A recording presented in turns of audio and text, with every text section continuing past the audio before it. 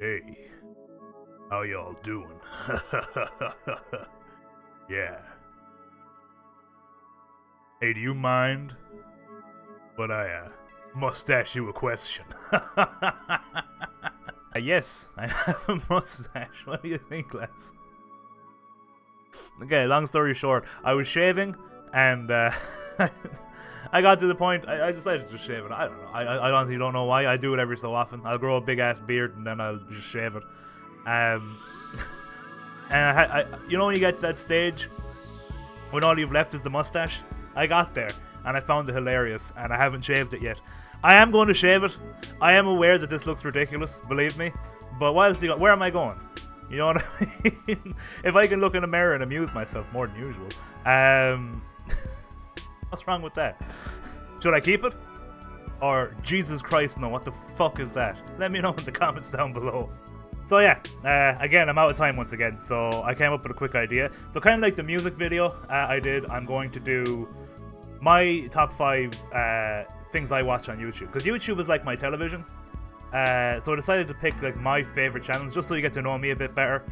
And it gives me an extra day to think of what I'm going to do tomorrow. So I'm going to split these up into like different categories. Just to make it interesting, I suppose. And there might be people that like, you might ask me tomorrow and my list might be different. Some of these are set in stone. I'll let you know the ones that are definitely set in stone. And there's also categories where I'm going to give other examples because it's a bit up in the air. Do you know what I mean? Like one day I prefer this one, the other day I prefer this one. Especially one category, there's 2 that are almost equal, but I picked one for one reason and you'll see what I mean in a minute. Alright, coming in number 1, I'm going to go with my favorite gaming YouTuber, because this is too low for gaming. So I'm going to start with gaming, and my number 1 gaming YouTuber, and this one is pretty much uncontested, is Northernlion. Peanut butter sandwich takes like 2 seconds to make and it doesn't refrigerate well. And then you're defrosting it in your fucking armpits. Everybody's got freaking crazy. I'm here looking like the weirdo because I'm going, hey, maybe you shouldn't make your peanut butter sandwiches in advance and then defrost them between your thighs. And they're going, oh, don't kink shame. You don't understand what my life's like. Now, what do I like about Northernlion? Northernlion is like around the same age as me. I've been watching him for years. He's a programmer as well. He makes games, so I like it when he talks about that. But he's just, there's no other real YouTuber like him. He doesn't really care about if people like him or not, and he's also like a bit of a dick sometimes, but he does it in a funny way. But he's also like, he can do this thing that's like a stream of oh, hit the mic. But yeah, he also has this kind of thing that he does where he's able to just do stream of consciousness. He could stream for like 3 hours and just talk about going to the shop, going to the grocery store, someone he met that day, and they're always hilarious. Like he can just talk and talk. And it's usually gold. He's really, really smart. Like in my opinion, he just like the stuff he talks about is like clever, and he's also very entertaining. He's funny. Now this one's even more uncontested. Like I'm going to go with movies. My favorite movie YouTubers, and this one it's not even a contest. They're my favorite in this category. These are my favorite YouTubers in general. Like by a country mile. They're the funniest people on the platform, and if you know anything about movie content on YouTube, I think you know who I'm going to say. It's of course,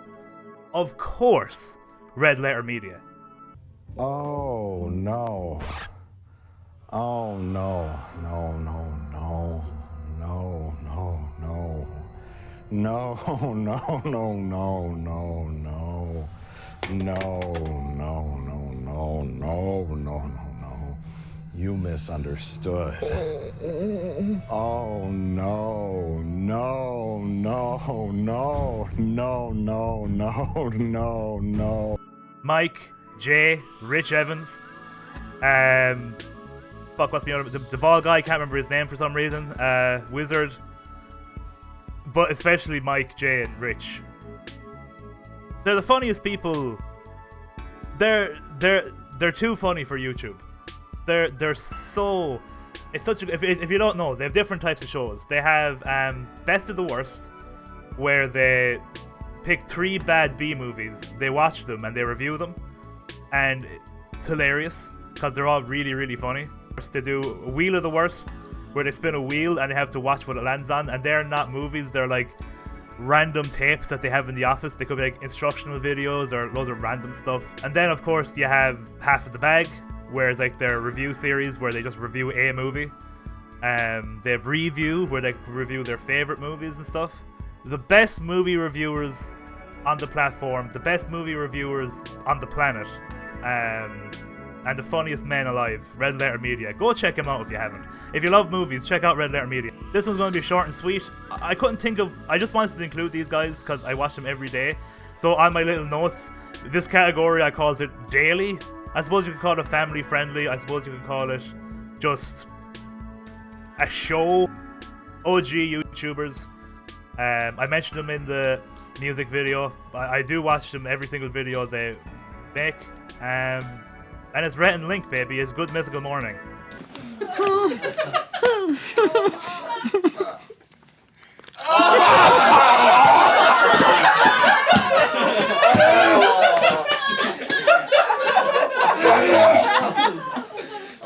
Sorry, Link. You guys should be the ones apologizing to him. Thanks for liking, commenting, and subscribing. What happened? They're just brilliant. They're just two funny guys, and I honestly I know people will be like, oh, it's a very family friendly, and it's you know, why would you be into this? It's because they're funny. They're actually funny. Every episode has like at least 3 innuendos in it, and then like they do, like Rhett is doing them on purpose because he knows he's not supposed to, and then Link is like, shut the fuck up. It's a good show, and they eat a lot of crap. That's how they got famous. They started the Will It series, where it's like Will It Bagel, and then the first few bagels are like, ooh, this is a crisp bagel, and ooh, this is an onion bagel, and then by the end of it, it's like, this is a bagel made by deer urine and placenta or something. They go fucking off the fucking wall. This one is a contested one, 100%. So I'm going to give a runner-up first. This is documentaries. Documentaries on YouTube. And this one is so close, but one person edged it for one reason alone. So the runner-up goes to, it has to be Frederik Knutson, Down the Rabbit Hole. From the early and mid-2000s, while homemade gaming videos were first appearing, game life remains prominent as one of the few that was able to garner and maintain attention. In spite of its rudimentary production values, it helped shape the structure and style of gaming content to come, especially on YouTube. I've watched most of his documentaries. Some of them are like 2 hours long. They're always so interesting, and he does so much research and details into them. They're just fantastic, and they're usually about YouTubers, and they're also usually about, but not always, because he has ones about like artists. This artist guy who drew these weird comics. He drew these weird paintings with little girls in it, and then people were like, this man's a pedophile, but then they were like, but is he? And then like he became like a, what's it called, like a outsider art. He was like and now he's one of the biggest outsider artists there, and it's like a 45-minute documentary about everything that happened in that man's life, the scrutiny he came under, the allegations and stuff like that, and you know, it's just really good. And then he's got ones about his documentary about furries. Now I don't know much about furries, right? And I am the same as everybody else. Mine is like, furries, they're the guys who wear costumes and fuck each other. That's pretty much what I thought of a furry. That's what I thought of. I don't know, nothing wrong with it. I had no problem with them. People fuck without costumes. What's wrong with fucking in costumes? But then he has this whole it's like an hour and something long, and it's about the entire history of furry culture and how like by the end of the documentary you'll be like, oh shit, this was an actual thing. But it's great because in the documentary it's like, they started off with people being like, you know, I want to be an animal, and I feel like I'm an animal, and then like people just other people who just like really liked animals, you know, the way they do. But then like later on they talk about what we think of as furries infiltrating the group, and how OG furries hated these over-sexualized, hey baby furries, and who old school furries were like this ruined furry culture. It's a fantastic documentary because it went from me being like, oh yeah, these guys were sexual deviants to, oh shit, I didn't know any of this stuff. It's very interesting, and he's got so many more as well. But he's only the runner-up. The winner, and because Frederik Knutson is deadpan, not deadpan because there's no comedy. He's straight. He does it straight. It's a straight commentary. He just gives you the facts. Does loads of research. But you gotta give the top spot to Internet Historian. A few PC players had their computers brick entirely. Also, when the date rolled over to the 1st of January 2019, the nukes in the game stopped working altogether. No one thought it prudent to program in other years in an always online game. Because just as much research, just as good quality of a documentary for getting information about the subject, but he's funny, and he does it funny, and he makes memes, and he makes jokes, and they're a bit easier to watch. The time, like, you could watch an hour of Frederik Knutson and it feels like an hour, but I don't mean that in a bad way. It's the same way as a movie would feel like an hour. You know you've just watched a movie. Whereas Internet Historian, it just flies by because everything is so fast, so quick, and it's like fact, joke, fact, joke, joke, fact.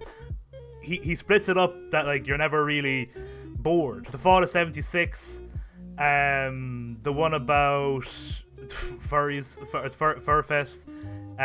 The one about, there's so many of them. I'm trying to think, what's the last one I watched? Oh, and the freaking No Man's Sky one. It was probably one of the most recent, and probably one of his most extensive ones he's on. It's like an hour and a half. Very good. I would recommend him highly. And then last but not least, I put music. Now I've already talked so much about Pogo and Jack Stober that I'm not going to put them in, even though I think they're higher on my list. It's just that I've already mentioned them so many times, so I'm going to go with Living Tombstone.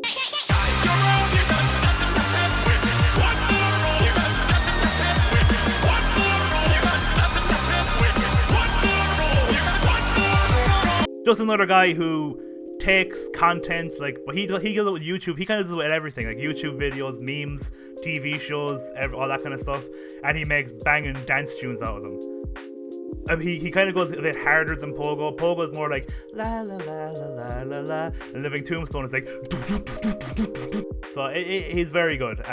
Check him out. And yeah, that's 5. Well, even more because if you include the runners up and stuff and the honorable mentions, I should say. But 5 of my favorite YouTube channels. There's a lot more. I could do this again if people like this kind of stuff. If you want to know more about me, this mustache will probably be gone next time you see me. I'll see. I like it. But I like it because it's ridiculous. I understand it's ridiculous, but it's amusing me. So it might stay for longer than you think. Alright, I'll talk to you next time.